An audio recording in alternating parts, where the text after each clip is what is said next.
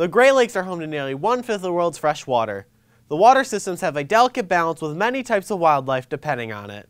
Water levels have dropped up to 5 feet at a time. These fluctuations can put the ecosystem at risk. Ron Plain, an environmental policymaker, deals with these issues on a daily basis. From our perspective, from a First Nations perspective, we're unable to eat the traditional foods that we count on for sustenance. We're not able to harvest fish for commercial purposes to sustain our families.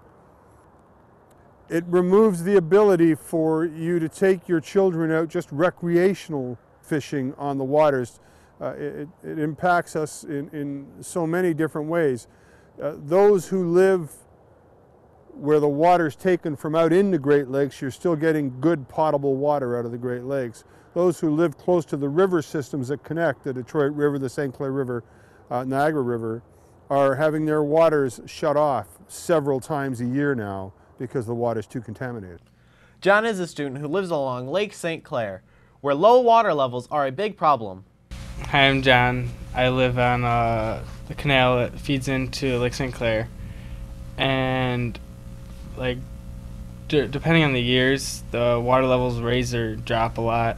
Some years it'll be a lot of water, some years it'll be mud for like 80 feet out. And fishing, it's not as easy because they have to find the deeper spots. They can't just fish where they usually would, and you can't really swim because 80 feet out there's no water.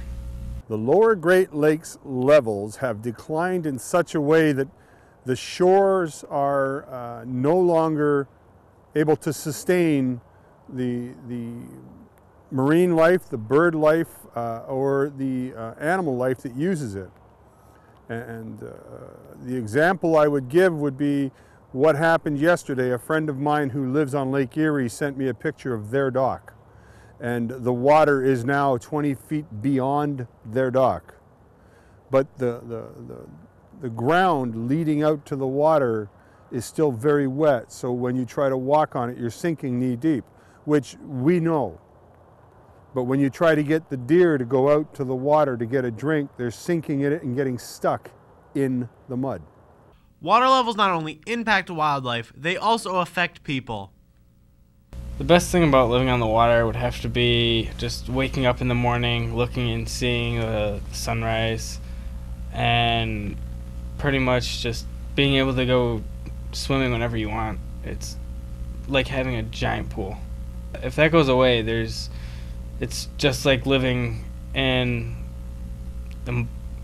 it's just like living in like the city, except you got like mud instead of grass. Reporting for PBS Student Reporting Labs and Fraser High School Broadcasting, I'm Joe Picorni.